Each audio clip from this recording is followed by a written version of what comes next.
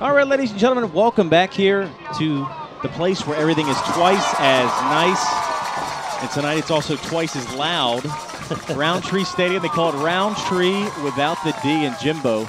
You wonder how much D is going to be in this football game. This is two teams that are not afraid to put points up on the scoreboard, especially ECI. And as we mentioned in the pregame show, they have really bounced back well after that 34-0 loss to Savannah Christian. They have been putting up points in a big, big way, especially in the last couple of victories. They had a 46-0 drubbing of Wheeler County. That's the last time we were here. And they have followed up with victories against Jenkins County, Truitland, and Johnson County, all of which they've scored at least 32 points. And it's been a wonderful harvest, if you will, for the ECI Bulldogs after that tough loss that snapped their long winning streak. Now for the Metter Tigers, scoring has not been a problem except for last week. You know, all season long, Jim, we've been talking about how the Metter Tigers defense at times just has not contained.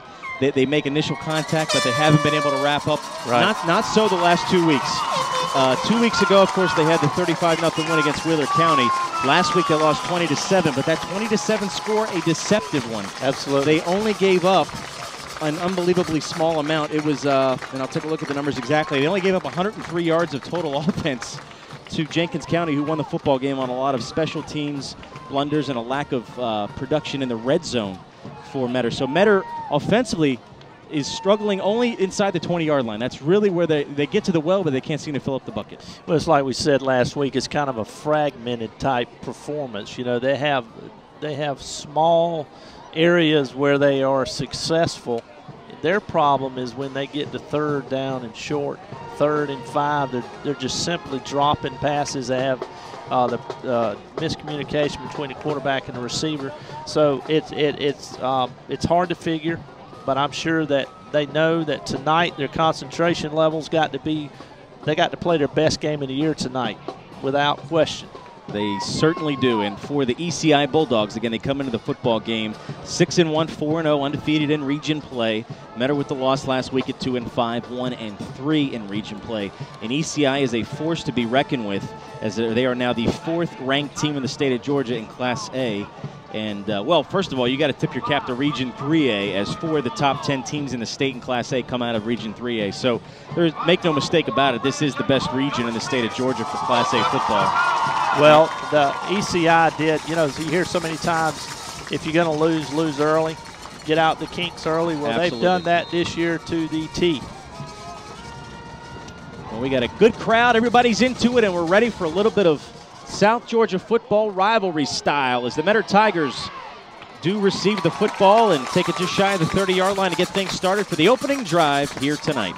And again, the Metter Tigers, can't miss them. They got the white tops and black bottoms and the orange helmets.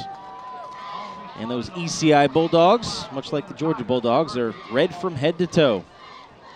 Metter Tigers offensively led by Pete Nagel. We'll talk about key starters after this first play. One thing we mentioned during our last broadcast in the Jenkins County game is that Pete Nagel did not have a bad game. It was some unsuccessful drops from some of his receivers, and again, that lack of production inside the 20 that really became their bugaboo, but we'll talk about that more as the broadcast unfolds here. 1st and 10, ball spotted at the 29-yard line. First play of the ball game. And a little dive up the middle, just past the original line of scrimmage for a gain of about 1.5. Well, let's take a look at the key starters first for the Metter Tigers offensively. Again, number 2, Pete Nagel, that junior quarterback. Where he goes, that offense goes. So make sure you keep your eyes peeled for him.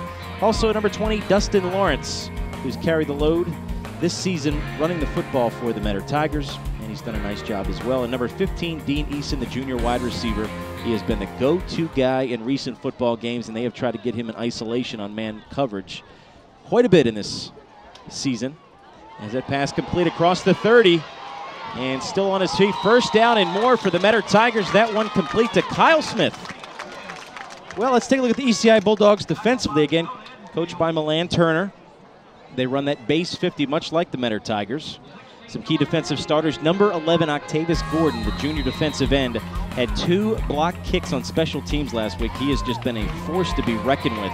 Also, keep your eyes on number 42, Levante Tate Steele, the senior defensive end, and Junior Stokes, the junior defensive lineman, rounding out some key starters for the ECI defensive front. So a 1st down and a fresh set of downs here. Ball spotted at the 44-yard line. Nagel with a shotgun. Going to go far side with it.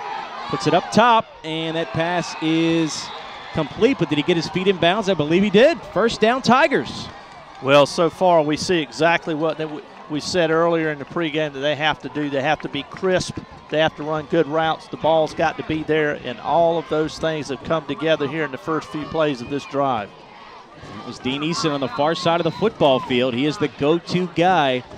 We saw the Tigers line up in what Coach Hill calls that diamond formation, where they overload one side with 4 receivers to get isolation on Eason, and it worked last week, although Eason did drop a key pass as well in that formation. Here's a 1st and 10 at the 27. Kyle Smith trying to run it up the middle, but ECI not fooled whatsoever, and a loss on the play for the Tigers. Well, I think what they're going to have to make sure that they do is have more than just a show-me kind of run play. They've got to have something that's going to make ECI think about it a little bit, because if I'm ECI, I'm going to stop that run and I'm going to pin my ears back and come at you, and sooner or later you're going to have to get some good run plays in there with some positive yardage. A loss of 3 on the play. 2nd down and 13. Ball right at the 30-yard line. Little play action. Flare out to the far side and knocked away. Good defensive play for the Bulldogs. What I think we saw there was ECI is probably going to start creeping up on the line of scrimmage and taking that little flare pass away, and you're going to have to get a little more vertical, which means that you got to have a little better pass protection. So it's going to be interesting to see how this unfolds. So 3rd and 13. Big play here for the Metter Tigers. They're just shy of the red zone, and that's where they've had their problems. Again, we talked about going to the well. You got to fill up the bucket every time. So a big 3rd down play right here. Nagel with a shotgun. A few steps back, puts it up in the air, and that pass is incomplete. The intended receiver, Chris Highsaw, the junior, and that'll bring up a 4th and 13. I think that the intent of that play is for that to be a fade pattern into the corner near the pylon, but the ball floated a little bit on Nagel, and that was a good job by the Meta receiver to come back and kind of play defense a little bit and make sure that it was not an interception, but looks like they're going for it. Well, Jim, we have mentioned many times this is kind of no man's land in high school football. You really don't want to kick the football for a long field goal. So this is 4-down territory for the Metter Tigers. Call it a 4th and 13. Ball still at the 30-yard line. Of course, they can get a 1st down and not a touchdown. They got plenty of room for that. And there's immediate movement on the line of scrimmage as the flags are thrown.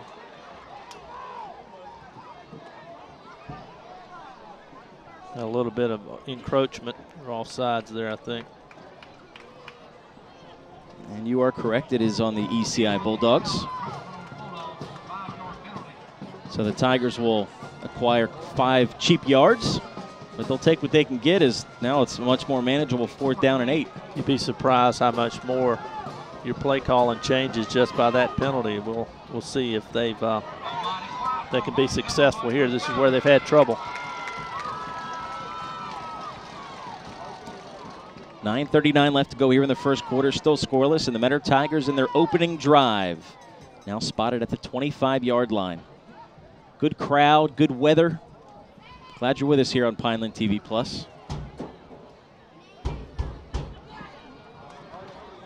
Climate tough to figure out this time of year in South Georgia. We had the jackets on, we're bundled up tight with those frozen nose ends last week, and now it's beautiful 65 to 70 degrees with a slight breeze. 4th and 8 in the pocket is Nagel, and he finds trouble and can't find his way out of it. He's taken down on the sack. A collection of Bulldogs in on the play, and a huge turnover on downs for the ECI Bulldogs. That defense has been smothering all year, and they proved again, Jimbo, why they are the cream of the crop here in Region 3A. Well, sooner or later, especially, it's much more harder to pass protect from an offensive line standpoint as it is to run. And your pocket breaks down eventually, and as it did there, and it'd be something that they may have to make an adjustment and roll him out a little bit. So here come the ECI Bulldogs and their first offensive set. Little sweep to the near side, finding running room, and running down the sideline, that is Devin McCullough. He's got nobody in front of him to the 5. Touchdown ECI. Devin McCullough on the near side sweep With 9:18 left to go in the first quarter of action, we didn't even get to the key starters offensively for ECI, Jimbo, and already we're staring at a 6-0 lead. Bulldogs on top.